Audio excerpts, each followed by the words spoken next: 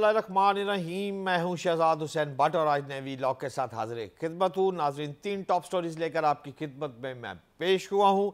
मेरी पहली स्टोरी है पाकिस्तानी सियासत में जोसेफ गोएबल्स की एंट्री हुई है। ये कौन है, क्यों एंट्री हुई है, कहानी क्या है, खबर आपको देता हूँ। लेकिन इसके साथ साथ क्या पाकिस्तान डिफ़ॉल्ट होने जा रहा है, खबरें अच्छी नहीं आ रही। उस पर आपको तफसील से ब्रीफ करता हूँ कि असल में कहानी है क्या। जबकि इसहाक डार साहब ने नवाज शरीफ की सियासत को मैं समझता हूँ बचा लिया है, और वो कैसे बचाया है, क्या उस्तादी ठुमका लगाया है इसहाक डार साहब ने इस सियासत के ऊपर, इस पर अभी आपको एक बड़ी खबर अभी मैं ब्रेक करूँगा। लेकिन सबसे पहले मैं आगाज़ करूँगा कि पाकिस्तानी सियासत में ये जो जोसेफ गोएबल्स साहब हैं, इनकी एंट्री जो हो गई है, ये कौन साहब है। अच्छा जी, ये जो जोसेफ साहब है, ये झूठ को सच में बदलने का गुर जानते थे। अच्छा, जोसेफ गोएबल्स साहब 29 अक्टूबर 1897 को जर्मनी के शहर में एक कैथोलिक शख्स के घर, जो फैक्ट्री में मुलाजिम था, उसके घर में पैदा हुए और 5 जो इनके बहन भाइयों में ये तीसरे नंबर पर जोसेफ साहब थे। अच्छा, ये अपनी एक महारत रखता था, खिताब करना बहुत अच्छा जानता था और तकरीर करना, लोगों को इम्प्रेस करना, वो कहता है ना क्या, हैप्नोटाइज करना, लोगों को अपनी बोतल के अंदर उतार लेना, ये इसमें कमाल महारत रखता था ये शख्स। आहिस्ता आहिस्ता इन्हीं अपनी जो खिदमात हैं या जो उसका फ़न है, उसके तहत ये हिटलर साहब के बहुत करीब चला गया। जब ये हिटलर के बहुत करीब चला गया तो यही इसके बहुत ज़्यादा अरूज का सबब बना, और हिटलर ही फिर इसके ज़वाल का सबब भी जोसेफ का यही बना। अच्छा, कैसे? जोसेफ जो है वो नाज़ी पार्टी जो हिटलर साहब की थी उसमें घुसा और आहिस्ता आहिस्ता तरक्की करता हुआ अहम जिम्मेदारियां तक भी पहुंच गया। नवंबर 1926 को हिटलर ने इन्हें बर्लिन में नाज़ी पार्टी का ज़िलई रहनुमा मुकर्रर कर दिया और उनको टास्क दे दिया कि जनाब हिटलर साहब ने कह दिया कि तुसी तमाम जो प्रोपेगेंडा मशीनरी है नाज़ियों के इक़्तिदार पर कब्ज़े के दौरान, वो सारी मशीनरी आप संभालेंगे। यानी कि वो प्रेस, रेडियो, थिएटर, फिल्में, अदब, मौसीकी, फ़नून लतीफ़ा और तमाम इस जैसी सारी चीज़ें को कंट्रोल करता, और उनके ज़रिए वो उम्दा किस्म का प्रोपेगेंडा किया करता था। अच्छा, गोएबल्स ने हिटलर की शख्सियत के गिर्द, यानी कि एक लीडर, रहनुमा, बानी, पॉपुलर शख्सियत, जिसको हम कहते हैं ना, वो यार फलानी खातून जी प्राउड पुलर है, वो आवाम देख के उस पर झपटती है, आवाम उसको लव करते हैं, ये सारी जिम्मेदारी एक उसने अफसानवी तख्लीक बनाई। किसने? जोसेफ साहब ने। किसके मुतल्लिक बनाई? हिटलर के मुतल्लिक। अच्छा, वो इस चीज़ का मास्टर था कि वो पार्टी की तकरीबात जो होती थी और मुजाहरे जो होते थे, जलसे जुलूस जड़े होंदे सी, वो एक ही चीज़ बनाकर उसको बार बार बार बार दोहराता। इसका बुनियादी मकसद जो था वो लोगों की ब्रेन वॉश करना था, ताकि लोगों को नाज़ियों की तरफ से हिटलर को यानी एक मसीहा के तौर पर उसने पेश करने का उस बेड़ा उठाया हुआ था। और इसी कामयाब प्रोपेगेंडा पॉलिसी के नतीजे में जर्मन अवाम की जो सोच थी वो नाज़िज़म में तब्दील करने में काफ़ी हद तक जोसेफ का किरदार था, और बाद अज़ा वो तब्दील भी हुई। जोसेफ एक बहुत अच्छा लिखारी था, कलम का मास्टर था, खतीब भी बहुत अच्छा था। अच्छा, उनकी जो तकारीर थी वो वहाँ में बहुत मकबूल होती थी। प्रोपेगेंडा की जदीद तकनीकों में काम करने का गोएबल्स को महारत देखने के बाद हिटलर इतना इससे मुतासर हो गया कि बिल आखिर इसने 1929 में नाज़ी पार्टी जो थी, हिटलर की पार्टी, नाज़ी पार्टी का तमाम, यानी आप कह लें कि फेडरल मिनिस्टर, सेक्रेटरी इत्तलात कह लें, या तो स्पोक्समैन कह लें, या जनाब मीडिया एडवाइज़र कह लें, وہ جناب انہوں نے بھائی جان جوزف کو ہی ہٹلر نے نامزد کر دی۔ اچھا، اب یہ سلسلہ آگے چلنا شروع ہو گیا۔ اب وہ ریڈیو اور فلم اور دیگر اپنا لکھنے شکھنے کی تقریبات میٹنگوں میں دکھاتے اور لوگوں کو ہپناٹائز کرنے کی کوشش مسلسل کرتے رہے اور اس میں کامیابی ہوتے رہے۔ مختصراً یہ کہ جب ہٹلر کو یہ خبر ملی کہ جناب ہوں تو سب کچھ ہو گیا یہ ختم، اور روسی فوجاں جڑیاں نے وہ بینکر کے قریب اس کے روسی آ گئی ہیں، ہٹلر نے اپنی بیوی کے ساتھ مل کر جناب خودکشی کر لی۔ بعد ازاں ہٹلر نے جو ایک اپنی فوت ہونے سے پہلے وصیت لکھی تھی، خودکشی سے پہلے وصیت لکھی تھی، اس میں اس نے کہا تھا کہ یہ بندہ بہت ٹیلنٹڈ ہے میرا فیڈرل منسٹر، لہٰذا انفارمیشن کے اس منسٹر کو ایک دن کے لیے پورے جرمنی کے چانسلر کے طور پر خدمات انجام دی جائیں۔ لہٰذا جوزف گوئبلز جو تھا وہ پھر بنا پورے جرمنی کا ایک دن کے لیے چانسلر بنا، اور پھر اس کو جب پتہ چلا کہ اب روسی فوجیں اس کے بھی قریب آ گئی ہیں تو اس نے اپنی اہلیہ کے ساتھ بیٹھا اور اپنے 6 بچوں کو زہر دے کر مار دیا۔ سائناسائڈ، یہ اس وقت کے زمانے میں پہلی دفعہ، آج تو آپ سب جانتے ہیں کہ یہ کون سا زہر ہے اور اس کا نام بھی آپ نے سنا ہے، لیکن وہ پہلی دفعہ جب متعارف ہوا تھا سائناسائڈ تو وہ جوزف نے اپنے بچوں کو 6 بچوں کو دیا تھا۔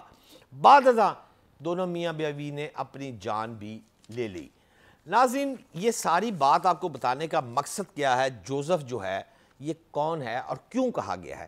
اصل میں یہ جس پیرا میں بات کر رہا ہوں، آپ نے غور کیا ہوگا عمران خان کا ٹویٹر تو آپ پڑھتے ہیں، جس میں آپ نے دیکھا کہ اس نے لکھا ہے کہ 9 مئی کو آتش زدگی کا ذمہ دار کون تھا۔ یہ جاننے کا سب سے آسان طریقہ ہے کہ ہم اپنے آپ سے اربوں روپے کا سوال پوچھیں کہ تشدد سے زیادہ فائدہ کس کو ہوا، اور دوسرا کپتان نے یہ بھی سوال پوچھا ہے کہ 48 گھنٹوں کے اندر کس طرح انتہائی منصوبہ بندی کی گئی، 10,000 سے زیادہ پی ٹی آئی کے ورکر ڈال دیے گئے، جیل میں ڈال دیے گئے، وہ نہل ہو گئے، یہ ہو گیا وہ ہو گیا۔ اس ٹویٹ کے جواب میں پرائم منسٹر آف پاکستان میاں محمد شہباز شریف نے کہا ہے کہ یہ ٹویٹ کرنے والا زمان پاک میں بیٹھنے والا جو شخص ہے وہ جوزف گوئبلز ہے۔ یہ انہوں نے خطاب ٹویٹ پر دیا ہے اور ٹویٹر دے اتنے لڑائی ہو رہی ہے۔ انہوں نے کہا ہے کہ چیئرمین پی ٹی آئی جھوٹ بولنے کے فن میں کمال مہارت رکھتے ہیں۔ میں نہیں کہہ رہا، پرائم منسٹر آف پاکستان کہہ رہا ہے۔ وہ فرماتے ہیں کہ حقائق سے ثابت ہو چکا ہے کہ پی ٹی آئی نے جان بوجھ کر تشدد کی پالیسی کو استعمال کیا۔ وہ جھوٹ بول سکتے ہیں لیکن تاریخ نہیں ہے۔ لیکن ناظرین، یہ تھا ان کا ٹویٹر اور یہ تھا ان کا جواب۔ لیکن پاکستان میں جو ایلیس ہے یعنی عرف دے وچ اس جوزف صاحب کو قیدو بھی کہا جاتا ہے، کیونکہ اطلاع کے مطابق تاریخ لکھتی ہے کہ بھاجن تھوڑا سا ذرا لنگڑا کے چل دے تھے، اور قیدو کا خطاب، قیدو تو آپ کو قیدو کو تو جانتے ہو گے، قیدو ایک ہیر رانجھا، ہیر رانجھا عالمی سطح کا ہمارا ادب پارا ہے۔ اس قصے میں قیدو کا بھی ایک کردار ہے۔ اچھا، قیدو جو ہے وہ لغت میں اگر آپ غور کریں گے نا تو قیدو کے معنی ہیں چغل خور، چلاک، مکار، یا لنگڑا کر چلنے والے کو بھی قیدو کہا جاتا ہے۔ بہرحال چغل خور اس لیے لکھا گیا ہے کہ قیدو جو ہے ہیر کے والد، ہیر رانجھے کی کہانی میں اس کے ہیر کے جو فادر تھے اس کو جناب چچا جی جڑے نے ملاقاتوں کی مخبریاں بیان کرتے تھے۔ لیکن اس سے پہلے کہ ہم بھی آپ کو کوئی مخبری بیان کریں، آپ کو سیدھا میں لے کے چلتا ہوں کہ پاکستان کیا ڈیفالٹ ہونے جا رہا ہے یا نہیں۔ ناظرین، بات تھوڑی سی آگے بڑھ گئی ہے۔ جو پڑھے لکھے افراد ہیں پاکستان کے وہ یہ باتیں کر رہے تھے، لیکن اب میں جن افراد کو جانتا ہوں اور جن معاشرت دانوں سے میں بات کرتا ہوں وہ تھوڑے سے خوفزدہ آہستہ آہستہ ہوتے جا رہے ہیں۔ وہ یہ کہہ رہے ہیں کہ ہمارا آئی ایم ایف کے بغیر گزارا نہیں ہے، ہمارے پاس کوئی آپشن نہیں ہے کہ ہم آئی ایم ایف کے بغیر زندگی بسر کر لیں۔ دیکھیں 35 سال سے ہم آئی ایم ایف سے ڈیل کر رہے ہیں، آج کی 2-4 دن کی بات نہیں۔ اچھا لیکن یار یہ بھی دیکھنا ہوگا کہ اس سے پہلے آئی ایم ایف نے اتنی سختیاں جو ہیں وہ ہمارے کنٹری پہ کیوں نہیں لگائی، اور اس کے ساتھ ساتھ یہ بھی دیکھنا ہوگا کہ اگر ہمیں آئی ایم ایف نہیں دیتی تو پھر ساڑھا وڈا بھائی جو چائنا ہے وہ ہمیں 2 بلین روپے جو ہے وہ دے گا یا نہیں دے گا۔ اب یہ جو 2 بلین کی بات سامنے آتی ہے، یہ سب سے اہم بات ہے کہ اگر ہم آئی ایم ایف کو چھوڑ دیتے ہیں، ہمارا مثلا بجٹ جو ہے وہ آئی ایم ایف نے تو ایک قسم کا ٹھکرا دیا نا، اس نے کہا تسی فارغ ہو ساڑھے والو۔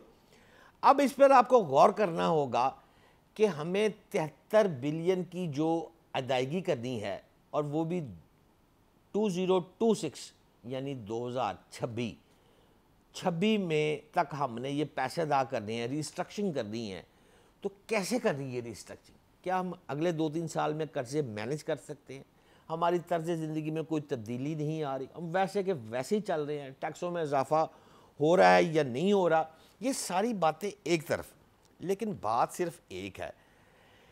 ہمارے اسحاق ڈار صاحب جو ہے وہ اس وقت کنٹری کو چلا رہے ہیں پرائم منسٹر کے بعد، اور انہوں نے واضح طور پر جب کہہ دیا کہ آئی ایم ایف چاہتا ہے کہ پاکستان سری لنکا بنے اور پھر مذاکرات کرے، یہ میں نہیں کہہ رہی، یہ وزیر خزانہ اسحاق ڈار صاحب نے آج کہہ دیا، سٹیٹ کوئی لحاظ نہیں کیتا۔ انہوں نے کہا پاکستان خود مختار ملک ہے، ہم آئی ایم ایف کی ہر بات نہیں مان سکتے۔ نو جواب ہے ان کی طرف سے، وہ کہتے ہیں کہ 7,200 ارب روپے سے ٹیکس ہدف بڑھا کر 9,200 ارب روپے رکھا ہے، یہ ہدف ٹیکس کے علاوہ چھوٹ ہے۔ اور میں کی کرا، ہر گل میں آئی ایم ایف دی مان رہے ہیں، ہر گل مان رہے ہیں، لیکن آپ کو یہ بھی دیکھنا پڑے گا کہ جناب محترم کہ آئی ایم ایف کا خفیہ ایجنڈا کی ہے، وہ کیوں رکاوٹ پاندہ جا رہے ہیں؟ وائی 35 سال میں تو اتنی کبھی سیاپے نہیں پہ، اس دفعہ ہی سیاپے کیوں پڑ گئے؟ اگر اس سوال کا جواب دیکھنا ہے تو پھر آپ تصویر کا دوسرا رخ دیکھیں، دوسرا رخ پہ غور کریں۔ 12 اگست کو آپ کی حکومت، موجودہ حکومت، میرے prime minister of Pakistan Shehbaz Sharif کی حکومت ختم ہونی ہے۔ اچھا جو بجٹ میں دے کے جائے گی یہ حکومت، اس پر نئی حکومت جو ہے وہ عمل درآمد کرے گی۔ میں نے تو جناب اپنے الیکشن کمپین میں جانا نا، پھر اب میں نے جا کے الیکشن کمپین میں کہنا ہے کہ جناب میں نے تو بجٹ جو دیا ہے آپ کو، اس میں نے تنخواہیں بڑھا دی ہیں، پینشن بڑھا دی ہیں، کوئی فالتو ٹیکس نہیں لگایا ہے، آپ کو مکمل ریلیف دیا ہے۔ نئی حکومت جڑی عبوری حکومت بیچاری آئے گی، وہ آ کر جب ٹیکس لگائے گی تو آپ ان کے ساتھ ناروا سلوک کریں گے، یا پھر آپ اسی حکومت کو الیکشن کی بجائے لمبا لے جائے تو اسحاق ڈار صاحب نواز شریف کی سیاست بچانے میں کامیاب ہو گئے ہیں۔ الیکشن بنتا نہیں، نواز شریف وطن تشریف نہیں لائے، آج انہوں نے اپنی بی اے کی ڈگری جو ہے وہ گورنمنٹ کالج سے منظور کروائی ہے، اور پنجاب یونیورسٹی چونکہ الحاق ہوتا تھا گورنمنٹ کالج کا اور پنجاب یونیورسٹی کا، اس لیے ان کی ڈگری تو مل گئی ہے، لیکن سٹل ابھی تک نواز شریف کا پاکستان میں آنے کا میری اطلاع کے مطابق کوئی پروگرام نہیں ہے۔ تو ایسے میں اسحاق ڈار صاحب جو گیم کر رہے ہیں وہ اس کمال سے کھیلا بازی عشق، میں اپنی فتح سمجھتا رہا مات ہونے تک، اور ان کو بیٹھے مال روڈ کے ساتھ جو بیٹھے ہوئے ہیں ان کو مجھے لگتا ہے مات ہو گئی ہے، اور وہ گیم کرنے میں کامیاب ہو گیا ہے۔ نہ صرف ہاتھ ہو گیا ہے ان کے ساتھ، بلکہ ہاتھ ہو گیا ہے آئی ایم ایف کے ساتھ، لیکن پتہ نہیں کل کو یہ نہ محسوس ہو کہ پاکستان خدا نہ خاصا ڈیفالٹ ہو اور پوری قوم کے ساتھ ہی ہاتھ ہو جائے۔ لیکن آخری فکرہ کیا کہ میں کلوزنگ کرتا ہوں، مجھے بہت دکھ ہوا ہے آج چودھری پرویز لائی کی مسز کو ٹی وی پر دیکھ کے۔ میں نے پہلی دفعہ چودھری پرویز لائی کی مسز کو دیکھا آج ٹی وی پر، وہ بہت افسردہ تھی، وہ بیچاری فرما رہی تھی کہ جیل میں اس کے خاوند چودھری پرویز لائی کو سی کلاس کی سہولت بھی میسر نہیں ہے۔ 77 ایئر اولڈ 77 سال دا چودھری پرویز لائی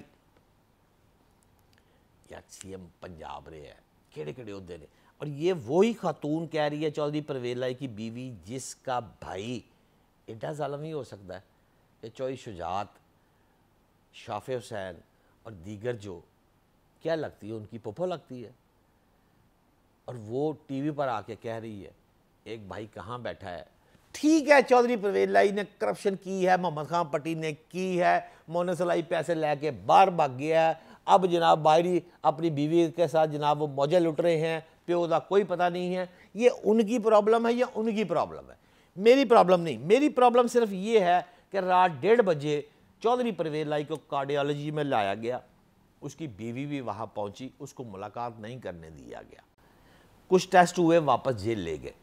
یا چودھری پرویز لائی صاحب ایک پاکستان کے سیاستدان ہیں، اتنی اذیت نہ دینی چاہیے، کل کو آپ بھی اگر بازی پلٹ جاتی ہوتی ہے، کرپشن کی ہے پھیلا دو، جو مرضی کرو، نیب میں لے جاؤ، لیکن جو بنیادی میرا حق ہے، جو بنیادی سہولتیں قیدیوں کو ملتی ہے یار وہ تو دینا آپ کے فرائض میں شامل ہے نا، وہ تو خدا را اسے ضرور دینی چاہیے۔